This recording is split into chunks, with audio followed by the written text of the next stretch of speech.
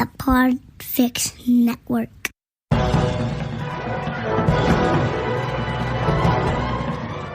Hello and welcome to this very special bonus 150th episode edition of the Filmmakers Podcast.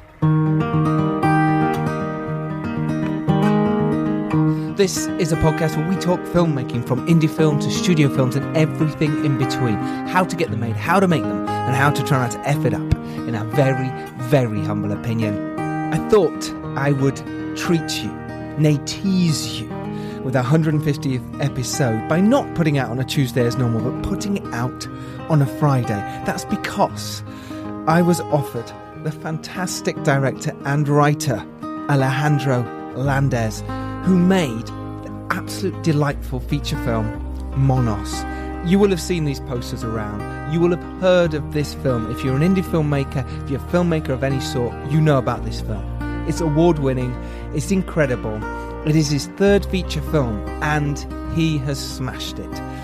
And I was lucky enough to be offered 25 minutes with him, and I thought, well, if I'm going to be offered that, I'm going to put it out as a special for our 150th episode. Alejandro's MONOS is a survivalist saga. It's thought-provoking, and it's unsettling, all about human nature, and it's a Sundance hit. We talk about how he wrote it, how he raised the finance, but yet shot it without all the finance in place. How he found his young cast, and how it felt to win big at Sundance. I am Giles Alderson. I'm a writer, director, and a producer, and my latest feature that I produced, A Serial Killer's Guide to Life, is available now on your Sky Store and in certain screenings. Not only can you get it on VOD as well, but there is cinema screenings around. Go to aserialkillersguidetolife.com and you will see where we are screening next. And my feature, which I directed and co-wrote with Johnny Grant, is available in the US from March the 3rd. And on the big film site Collider, they dropped the brand new US trailer recently, and Dread Central have just dropped a clip of Richard Brake and Mitchell Norman doing a scene together.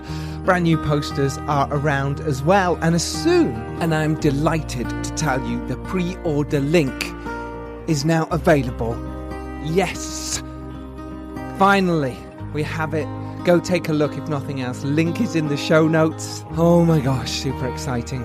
It is now literally a week and a half from release, March the 3rd. Please set your calendars. I cannot wait to get this out into the world. We have been getting some really nice reviews so far. I mean, like, really cool. Like, the horror crowd seem to be embracing it, and that means the world to me. So yeah, some absolutely fantastic quotes so far. So look out for that. Go onto my Twitter at Giles Alderson or at FilmmakersPod, or follow the film at The Dare Film on Twitter. We're on Instagram as well at The Dare Movie. So do follow us and see what we're up to, and see me in LA, because I'm sure I'll be videoing from there for the release itself. This episode is brought to you by the good people at Screencraft. If you're looking for the best screenplay contest to connect you with Hollywood executives, then this is the one for you. I really recommend Screencraft because they handpick literary managers, they handpick agents and producers that are right for your project, that are right for the winning screenwriters. So if you have something amazing that you've written, that you really believe in, and you can't get people aren't just opening the doors for you, then go to screencraft.org and put your film in. There's a fellowship going at the moment which really helps filmmakers as well. They'll even fly you to LA and set up meetings for you. So apply. You have nothing to lose, whether you've got a sci-fi, a horror, a comedy, a fantasy, a short, a pilot, whatever it is. Go to screencraft.org and get your screenplays in. So how are you getting on with your films at the moment? What's happening? Are you inspired to go out there and make your film? You listen to this podcast and going, yeah, okay, this is great, I'm getting so much information, thank you, and then not knowing what to do with it. So you need to think positively, you need to think further than that. If you've got a screenplay, you're halfway through, don't give up on it. Don't stop. If you really believe in it in your heart, then get it made. Get it written. Think about it. Really go to your soul and what do you want to do in your life? And if you're not doing what you want to do, then change it. Change it up and make it happen for you. And you can go out there and make your film. It's so important. Let's say you've got your script now. What do you do with it next? You go, well, I've sent it to a few people and no one's really interested. Yeah, because it's harder to raise money for features at the moment. Do you turn it into a TV pilot? Oh my God, that's a lot of work too. It took me ages to write it in the first place. Why don't you help yourself? Why don't you make a brilliant lookbook? You don't have to be brilliant at Photoshop, but you can certainly put pictures together on Word. What do you put in the lookbook? You put your locations that you're thinking of, your potential cast. You've got to be careful there, but think about that too. Your costumes, the feel of it. What do you want people to take home from your movie? But mainly you've got to think about your audience. Who is your audience for your film? And don't say everyone. It's just not true. If it's a comedy, that's not for everyone. Not everyone likes that comedy. If it's a horror, it's not for everyone. It's just not true. Who is your audience? Know who they are. I say it at the end of every show, but it's so important. Know your audience. Maybe you're still stuck. Maybe you've done all that and you're still not getting anywhere. Maybe shoot a teaser.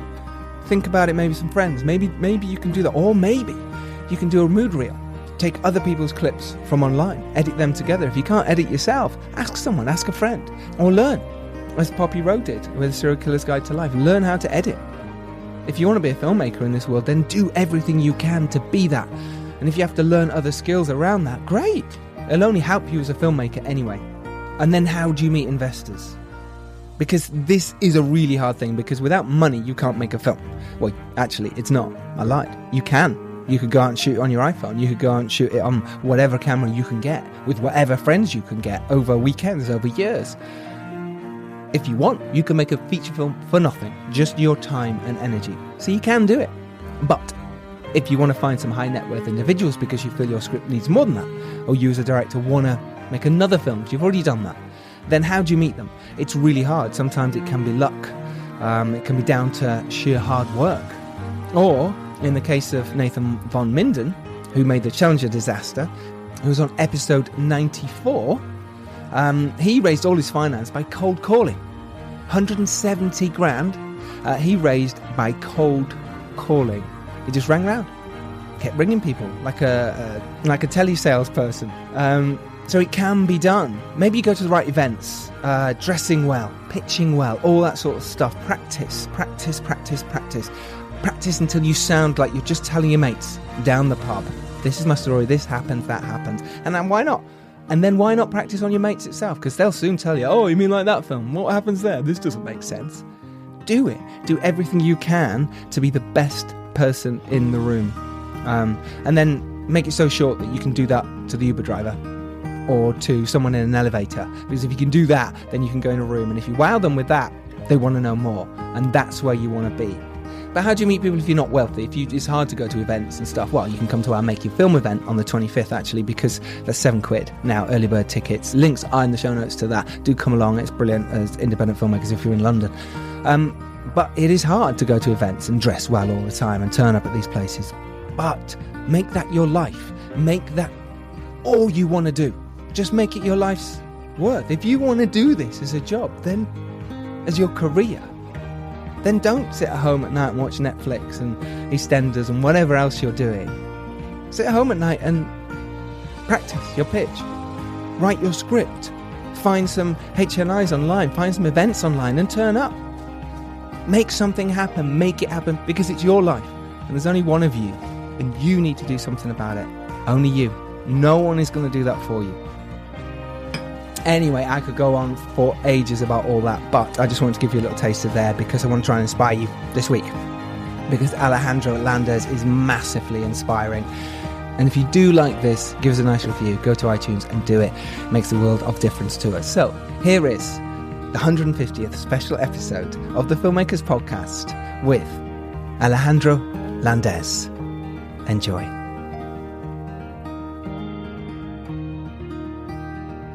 Hello. Hey, Alejandro. How you doing, buddy? You all right? Hey, how are you? Can you hear me okay?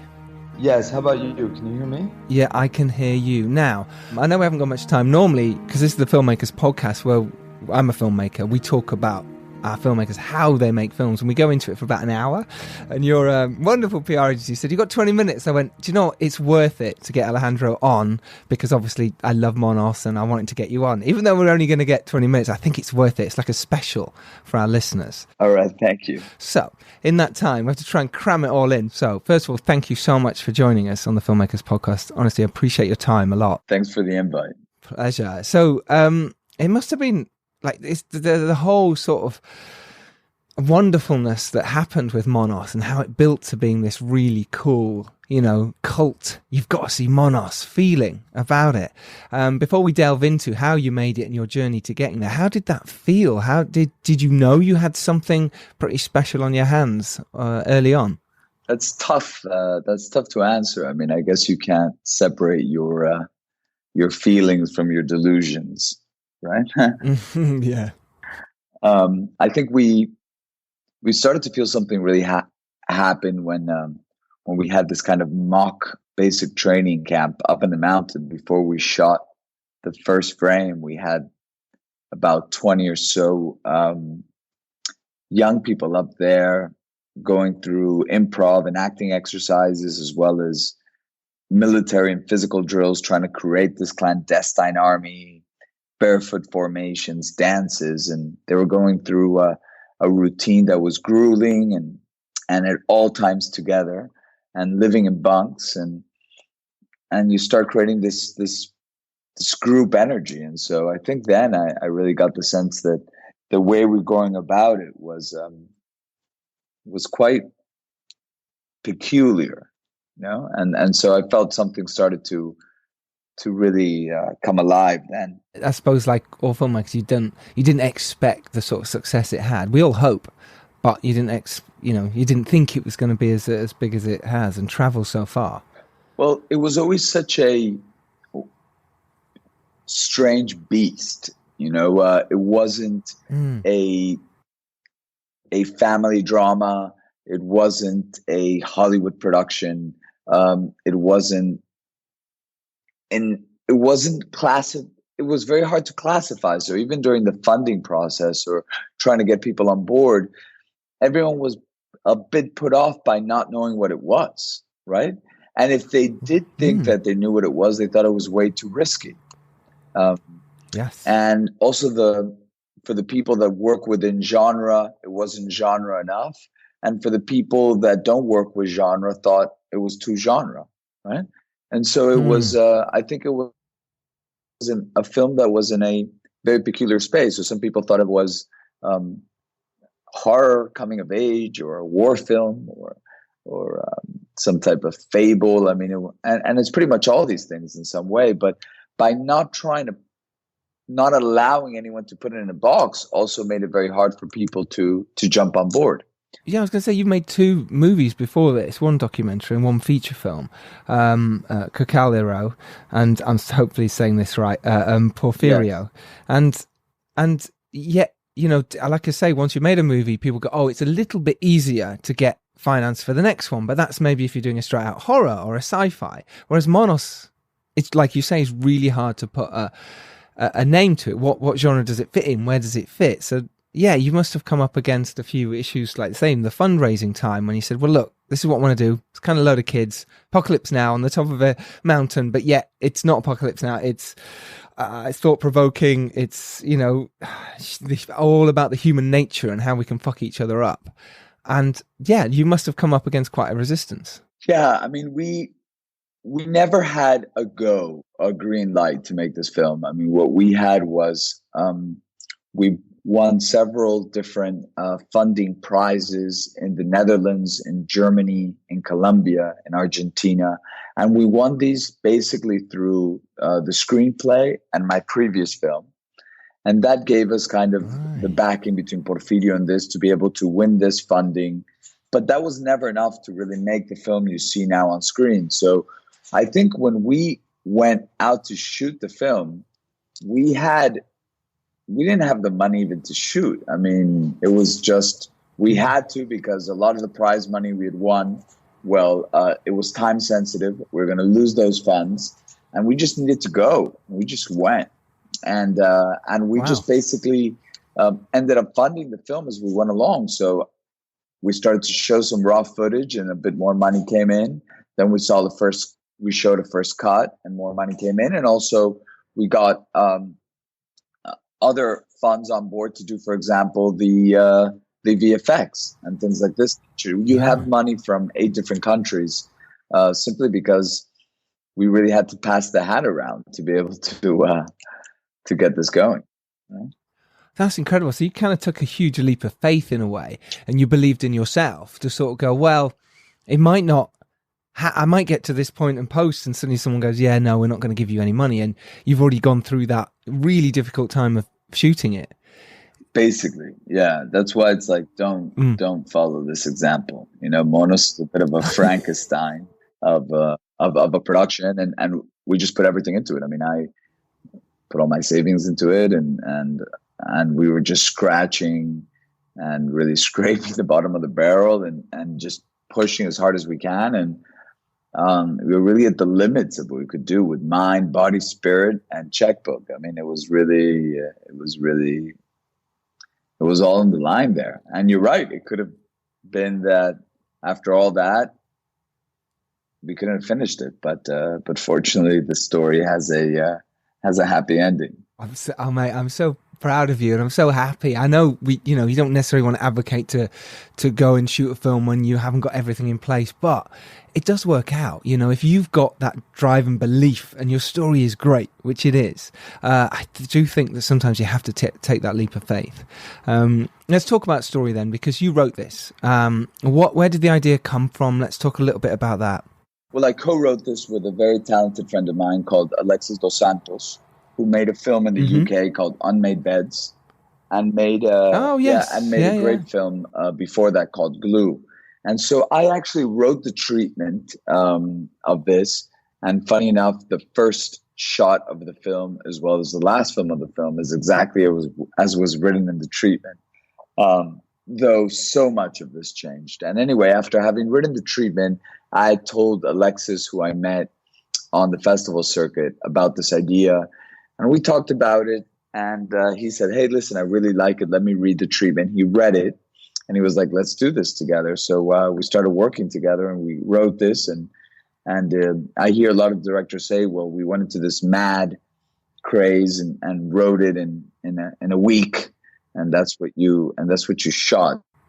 This is, we wrote a first draft in maybe 2-3 months. With that, we won Colombia's National Film Fund to finance, let's say, the beginning of this, and we won a Dutch Film Prize. But between that first draft and the end, there must have been countless amounts of drafts, just continuing to work this very unique point of view, because you don't have a let's say single hero to take you through the story, but rather this sort of almost pinball machine like point of view that's navigating you through this mini society. Did you always have that in mind when you originally came up with the concept? Was that an easy thing for you to come up with? I know it sort of came from a dream, if you like, as far as I could tell. But yeah, what was your process there when you said, I'm just going to write this idea down? It came from a lot of places. It came from maybe a reaction to my past film that had a single protagonist, a man in his mid-50s whose body in a way is prison to his soul, because he's in this wheelchair and he's very unhappy about his situation, and he's in a country where in a wheelchair it's very hard to go outside, so he's at home all the time. And so I thought to take the idea of a single protagonist, turn it on its head, and have this multiple protagonists at an age where your body is in full like effervescence and movement, and so as a reaction to that. Also, I did actually read some very moving manuscripts of people that had been kidnapped in war zones, and those and it was very strong because, yes, the higher ups in these groups that held hostages, they would be the ones negotiating the kidnapping, but the ones doing the day-to-day custodianship, the guards, were the lowest rung of the ladder, and many times young soldiers or even kids. And so it was amazing to read those manuscripts of people that had been kidnapped, some for political reasons, some for economic reasons, and some by simple mistake or by just being at the wrong place at the wrong time. And so reading these, some of those manuscripts were very well known, and others were were just kind of obscure books, inside and outside of Colombia. And and that was also like this kind of dystopian Peter Pan situation that I thought was very moving, where you have a mirror between adolescence and war. And I think that's what brought Alexis to the table, and he always really enjoyed, is the idea of taking something as commonplace in cinema as kidnapping, because that's a very commonplace situation, but now telling it from the point of view of the kidnappers, who themselves are in a way kidnapped as well. That's fascinating. I mean, it's really interesting, isn't it? How when we delve into how we came up with stories or how we find them, and we can find them in any place, in any form. You have some stunning visuals in this film, absolutely beautiful visual images, and you and your team just created something absolutely incredible. Was that something, did you recce beforehand? Did you really think about where your shots were going to be? With Jasper Wolf, who was your cinematographer, did you go out and do quite a bit of time spent out there? Yes. I mean, considering the amount of risks and just challenges, because you have non-actors, you have minors, you have Hollywood actors, you have digital effects, special effects, helicopters, underwater, animals, remote locations. Because of the amount of challenges, we had to be as prepared as possible. So we storyboarded and then the whole thing, and then shot listed with Jasper and tried to come up with as strong as a mise-en-scène as possible, because we had a very stylized mise-en-scène juxtaposed conditions that we couldn't control, because you can't control what the weather's like at 13,000 feet up in the air at the top of a mountain, and also in the depth of a jungle canyon. So it was tough to reconcile those two conditions. But what I think we really tried to do, though, was to make a very strong plan. So we visited the places, worked a lot with Jasper, created the shot list, but then also allowed ourselves to be surprised when we were there and kind of bring life in and bring the weather in. There were scenes that we thought would look differently, but in the situations we were there, we would just try to bring it in as much as we can, surprise ourselves. I mean, ideally, the plan would not be just an execution of what we wanted, but something even better. But in terms of the beauty, I think what we were trying to do was really make sure that whatever you saw in the physical world was a manifestation of the interior life of the characters, right? Not just create some type of postcard situation, but rather, for example, in the mountain, there's an idea of a beginning. There's still a certain innocence. There's still an idea of this group. And you have a notion of scale. You have a notion of who you are in the world.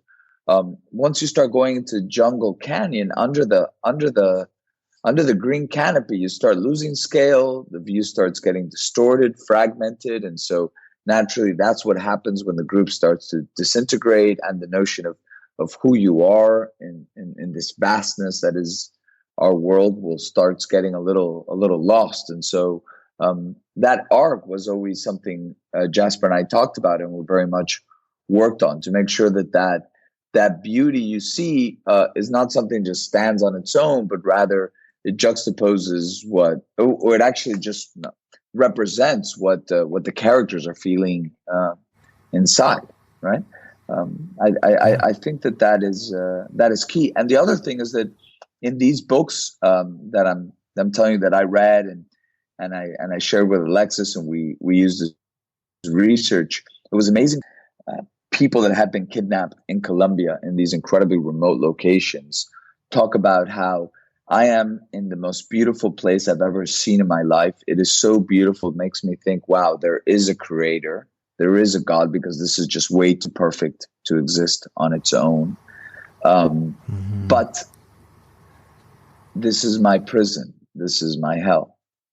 And so that concept was very strong. And that's something we also tried to work on, that dichotomy between hell and paradise. Which you have stunningly, and it is beautiful. For those who haven't seen it yet, I am envious, because you're going to love this movie.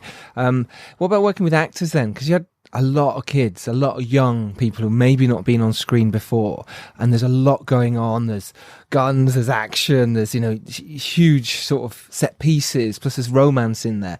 How did you get these young actors to work so well? Really, the foundations of that are about 4 or 5 weeks before we started shooting. What we did was, out of the 800 young people we saw throughout all of Colombia, on the street, in schools, online, acting workshops, we chose about 20 or so, brought them up to this mountain camp, and went through these exercises in the morning, acting and improv. They did acting from pieces of the screenplay without knowing it was the screenplay. They thought it was just random scenes. Also, in the afternoon, we had a sort of military consultant, a guy that had formerly been in one of Colombia's guerrilla armies and had deserted, run them through drills. Now, it wasn't your regular kind of full metal jacket, military boot stomping, because they had to be a rebel army, a clandestine army, right? They don't go around screaming. They don't go around screaming and yelling, because they have to be very, very quiet and very stealthy. And so they went through these remarkable, grueling drills, being woken up every morning at 5 by this drill sergeant we had. And so they went through this every day for about 2-3 weeks. And you started to see what you would see in an office or in a schoolyard, which is who likes who doesn't like who, where there's chemistry, where there isn't, what could work. And out of those 20 or so in this kind of peculiar Big Brother experiment, we ended up choosing the 8 that would be the MONOS. And we wrote the screenplay in that moment, thinking of the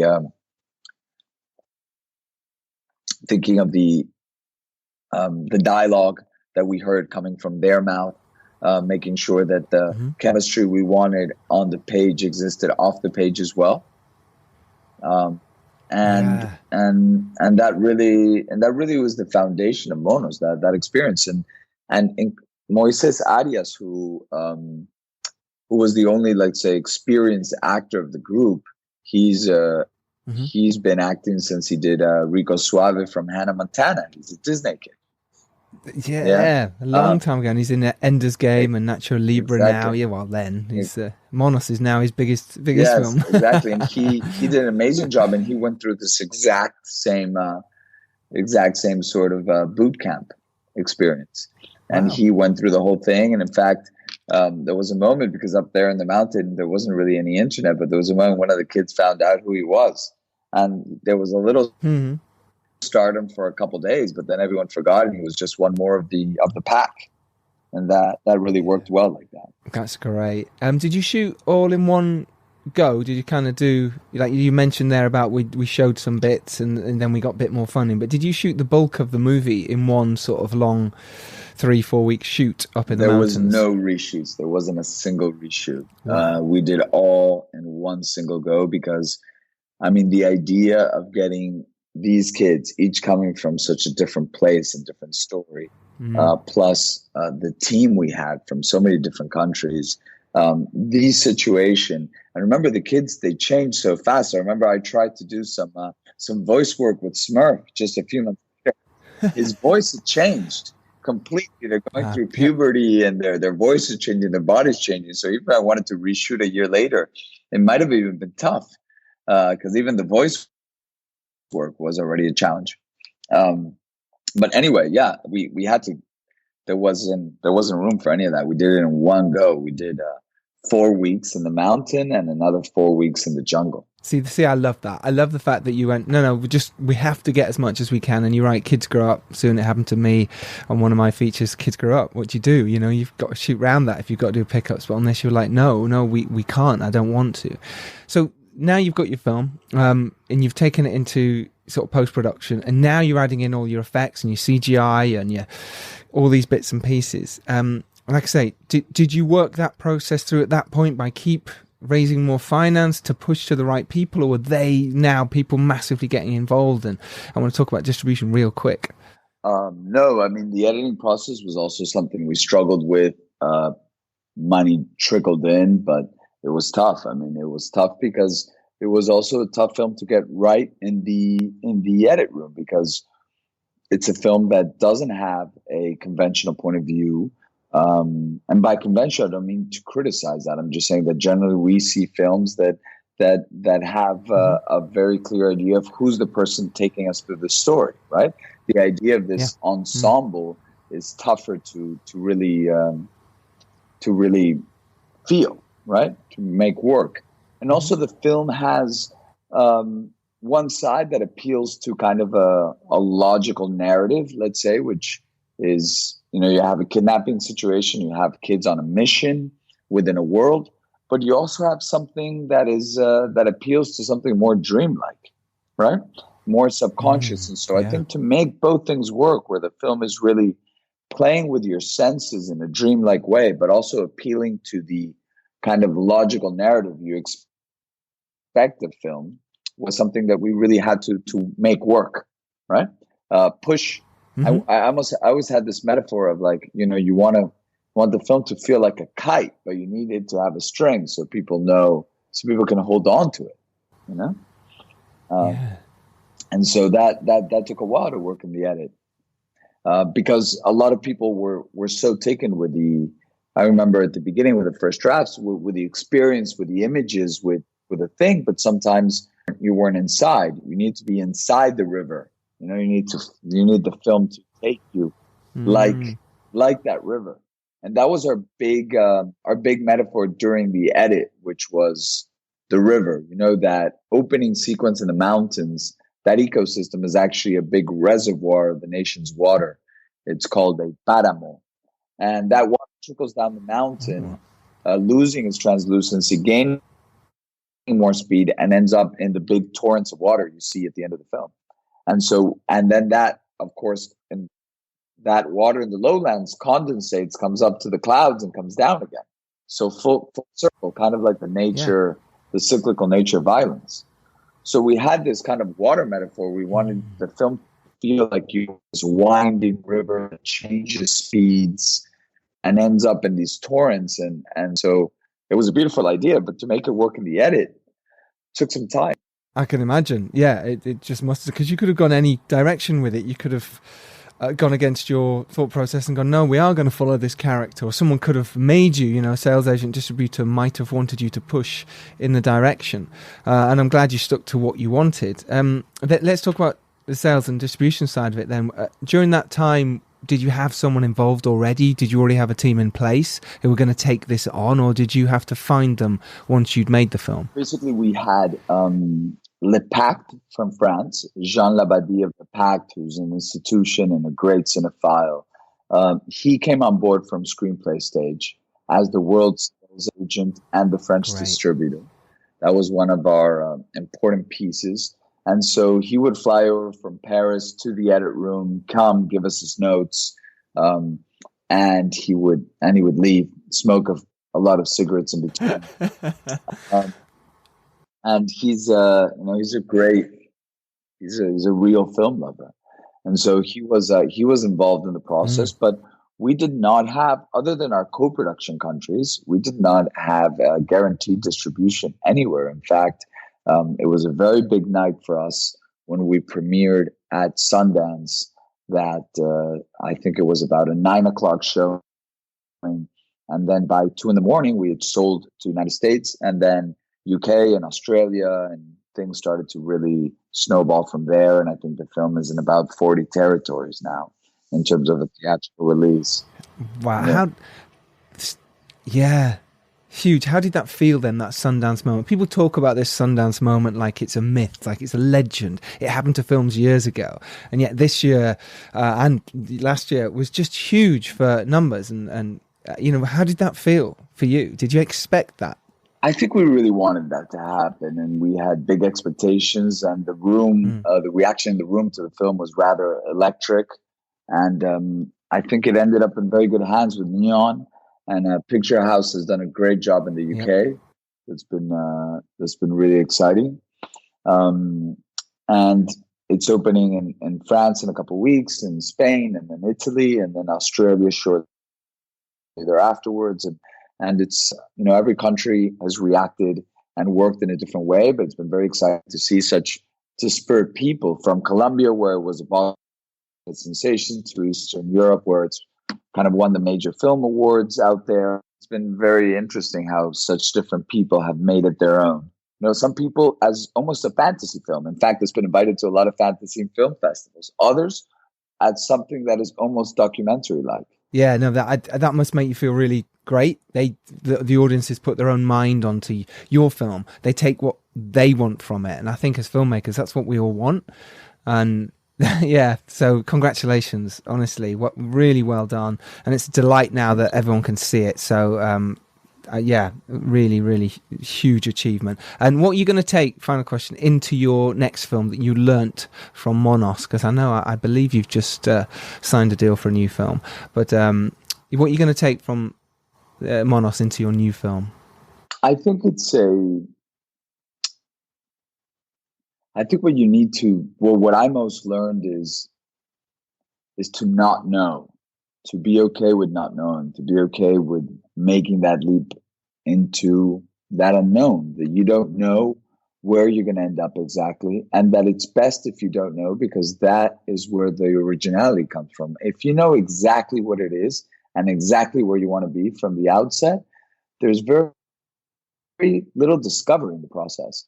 I think that there's got to be that resistance, that kind of that being okay with not knowing, that limbo, if you will. And I think that I know you got to sell. I know you have to project as much confidence as possible. And there's a lot of confidence in the not knowing.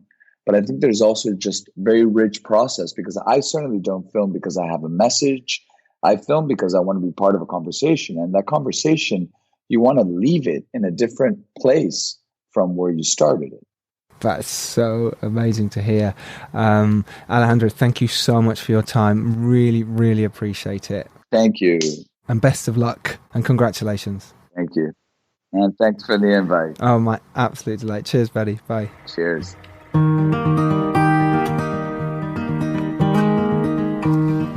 Wow, that was Alejandro. What a treat that was. He's just brilliant, eloquent, full of knowledge, and yeah, so inspiring. And you can do exactly what he's done. There's no reason why you can't. Be inspired, raise that money yourself, whether it's Kickstarter, whatever it is, go and do it. Just fascinating. I found the whole story is, casting the kids, how he rehearsed. That's really interesting. You can take away so much from that. How he wrote the film, how he co-wrote it. And the fact that he had no reshoots for this film, set on a mountaintop in this jungle-looking place. I mean, wow. And the whole post-process, and then winning at Sundance. And I absolutely adored his quote, "Make it like a river." That's how we should make our scripts and our films from now on. Let's make it like a river. It keeps flowing. And it makes you want to dip your hand in. So, I really hope you've enjoyed this episode. If you have, do us a massive favour. Go to your podcast device now, and it's probably Apple is probably the best one for this, and click 5 stars. Just do it. And why not write? I really enjoyed this. And go onto our Twitter @filmmakerspod and say hello. And just go on and say thank you for us, the Filmmakers Podcast, giving you 150 episodes of absolute gold. There is so much gold. I can't wait for the book that I'm going to bring out at some point with all these amazing people with quotes. Do remember the Dare is available from March the 3rd, and you can pre-order it now. I will be shouting that for the next few months, so apologies. But why not? I've been talking about it long enough, and now it is here. If you're in the US, you can watch it from March the 3rd. Pre-order now. Link is in the show notes. Okay, until next Tuesday, well actually this Tuesday, where you get the fantastic director and co-writer and co-creator of Ren, The Girl with the Mark, the web series that had over 50 million hits. She is joining us on Tuesday, so we will see you then. I cannot wait. Be inspired. Remember who your audience is. Go out there, make your film. And if you're lucky enough to rise up and do well, it's your duty to send the elevator back down. We will see you next Tuesday.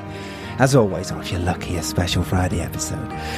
Thank you, Alejandro. Thank you, everyone at DDAPR, for setting this up. We will see you. Take care, everyone. Be inspired. Make your film. Bye-bye.